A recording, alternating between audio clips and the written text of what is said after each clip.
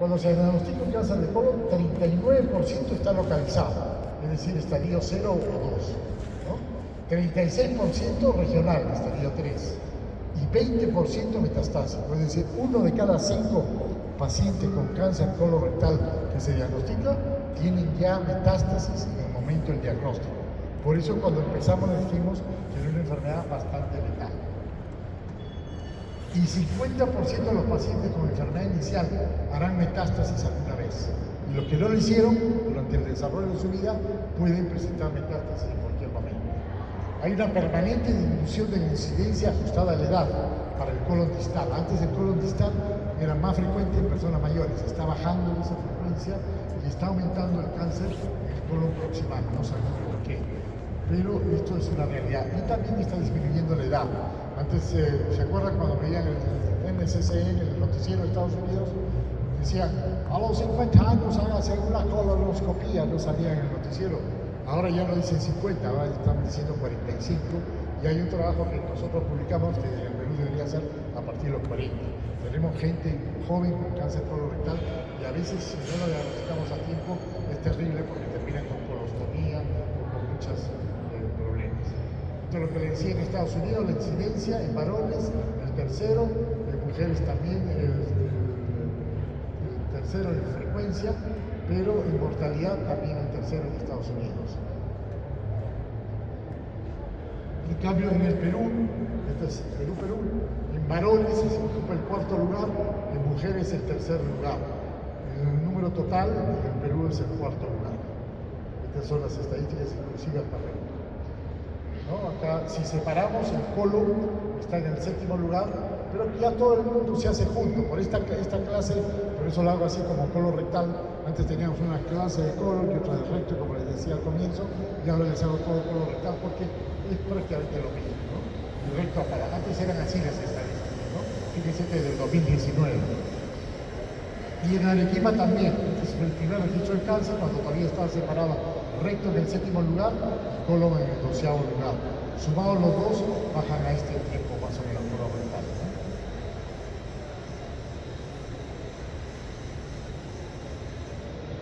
Y esto es en un cuadro también de la YAR, del Globocampo en incidencia, en el cual se ve, por ejemplo, que la incidencia en azul, en algunos países como en Europa, es mucho más, y esta es la mortalidad, la incidencia y mortalidad. En algunos países, fíjense, la incidencia y la mortalidad está más cercana, viven menos los que diagnosticaron, especialmente en Latinoamérica. En Estados Unidos la incidencia y la mortalidad están muy separadas, quiere decir que tienen largas sobrevidas igual que Oceanía, pero en esta parte, África y Latinoamérica, la incidencia y la mortalidad se aproximan, porque necesitamos mejores métodos de diagnóstico, mejores adherencias a los planes de prevención y mejores tratamientos. Y siempre pongo en la India, porque más de una vez peleábamos. Yo tenía un amigo, muy amigo, desgraciadamente murió en la pandemia, un gastroenterólogo que era recontra vegetariano y a todo el mundo predicaba y se peleaba contra todos los que comían carne, porque no sé qué sé yo, y yo le ponía lo siguiente, fíjense, en la India, que el 80% son hinduistas y 13% son islamistas, estos no comen carne, entonces las vacas son sagradas. El más grande accidente de ferrocarril que ha habido en el mundo fue en la India, porque una vaca se cruzó el tren y el tren tuvo que frenar para no pisarla. A cambio de eso murieron millones de personas porque se cayó el tren, se estrelló y se los mataron todos por una vaca. En cambio ahí pues la vaca es sagrada, ni la comen, se camina por la calle, nadie le puede tocar bocina, cosas por el estilo. Y sin embargo es el sexto cáncer más frecuente. ¿Por qué? Porque comen otras cosas que también alteran la flora. Comen mucho curry, mucho muy condimentado curry, y eso también puede causar cambios de la microbiota, como sabemos ahora, ¿no? Y no todo es solamente la carne.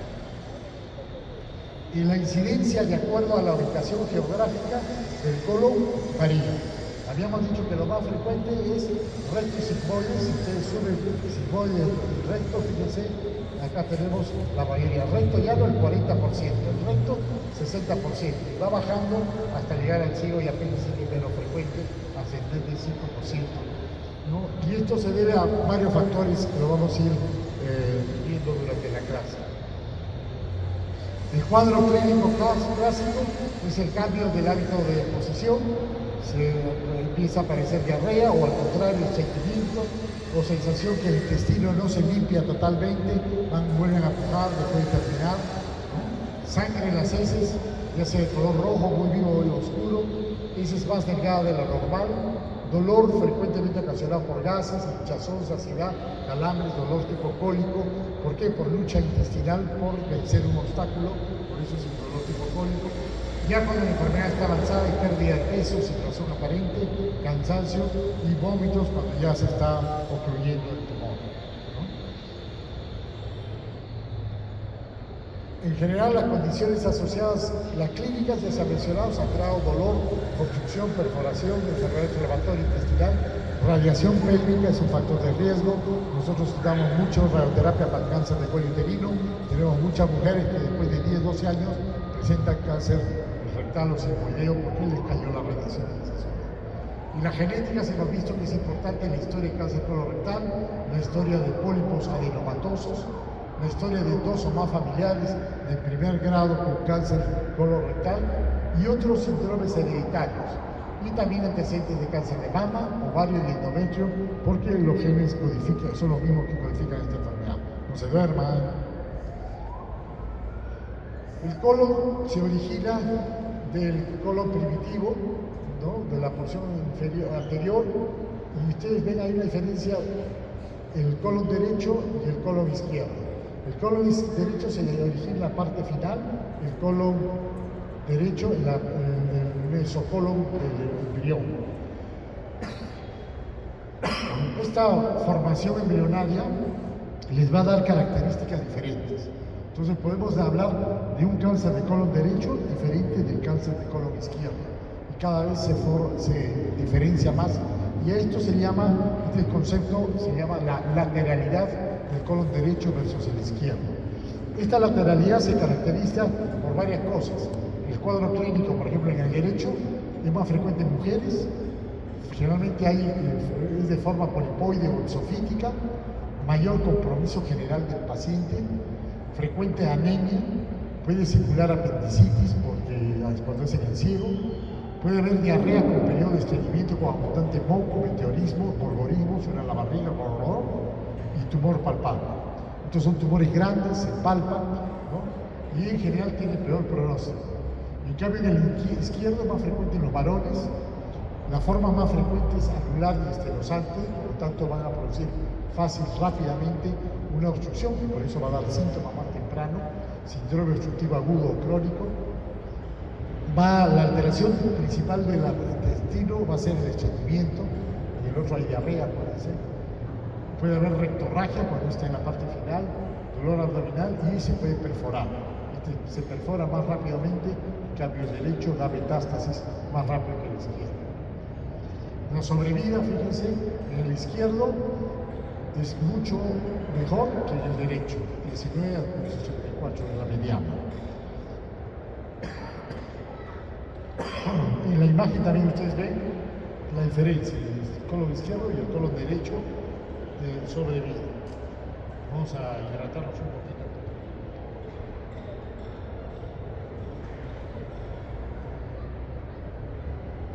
Y fíjense, más hechos que nos diferencian el colon derecho del izquierdo. En el colon derecho, ya habíamos dicho lo de mujeres, esto no lo vamos a repetir, pero lo que sí quiero repetir está más relacionado al consumo de grasas y carbohidratos.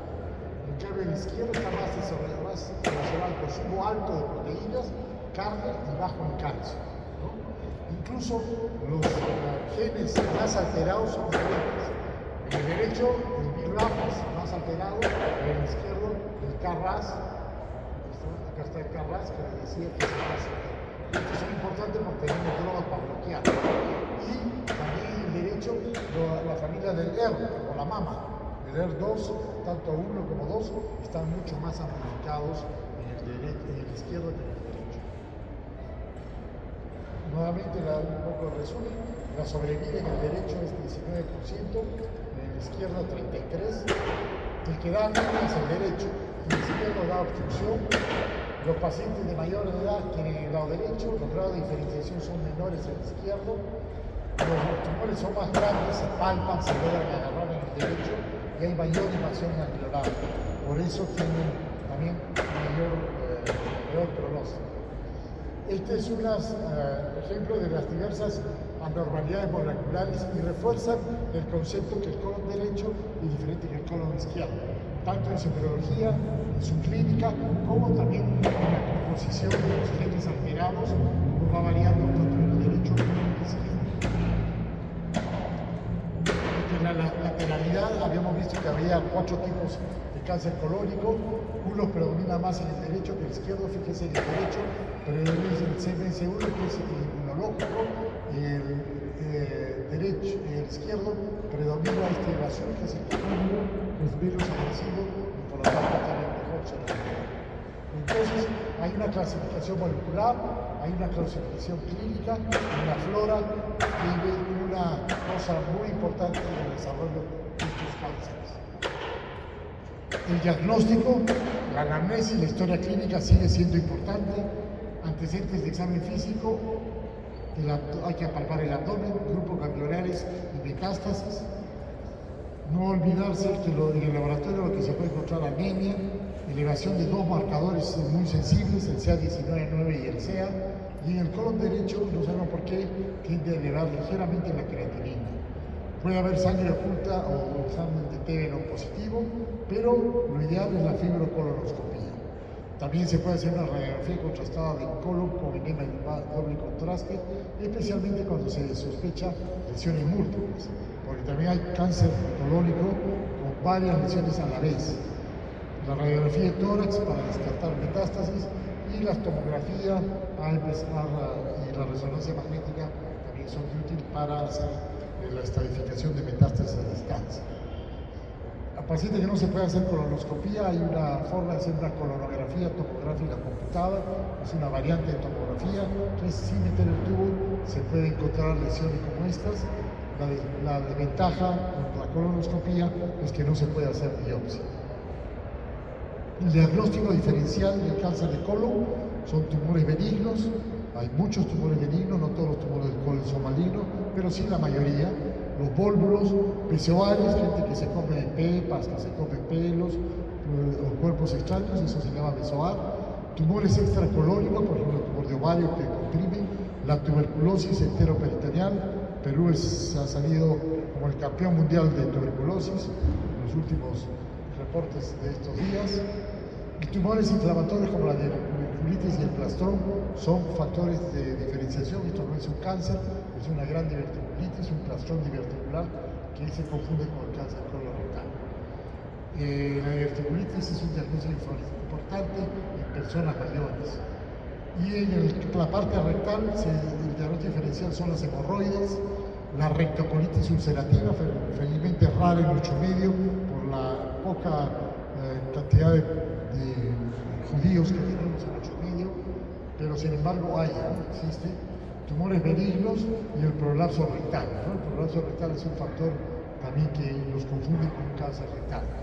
Lo importante es meter el dedo para no meter la pata, ¿no? Si lo que rotaron la vez pasada conmigo, nos hicieron una interconsulta, fueron los 5 que estaban contando, fuimos a ver un paciente en medicina, que lo entró por obstrucción intestinal. Cuando hablamos con él siempre le dijeron pedí un guante y una de ustedes, una de sus amigas, metió el dedo, le digo, ¿qué hace? Dice, uno solo calientito, porque uno cuando la primera vez que hace un tacto no siente nada, siente calientito, por eso hay que meter el dedo muchas veces. Entonces ya, ahora tranquilízate, piensa de qué, y tú, sí, lo estoy agarrando. Entonces a 5 centímetros se palpaba esto. Y en la historia clínica, tracto rectal diferido, todo el mundo le había hecho tracto rectal diferido. Estuvieron y el señor estaba que reventado, cáncer de recto bajo, obstruido. El señor ya estaba operado, eso lo vimos la semana pasada, hoy día ya está con una colostomía porque había que desobstruir.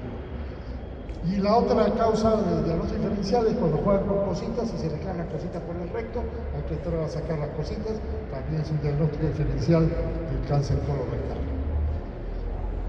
Factores pronósticos. ¿De qué va a depender el pronóstico de mi paciente?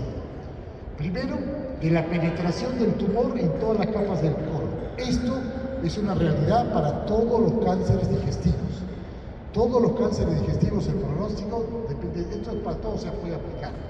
A medida que el tumor va profundizando, el TNM va aumentando. El pronóstico se va haciendo peor. La presencia de ganglios positivos, la presencia de metástasis, el grado de diferenciación, la invasión venosa, linfática o perineural, porque quiere decir que por esas vías se nos puede diseminar el cáncer, y también si hay obstrucción o perforación. La obstrucción y la perforación son síndromes de mal pronóstico. Si ha habido una obstrucción, ha habido mucha presión, es muy fácil que alguna de las células haya migrado, haya hecho metástasis más rápido. Y si hay perforación, muchas células pueden caer en la cavidad peritoneal y hacer más fácil una carcinomatosis.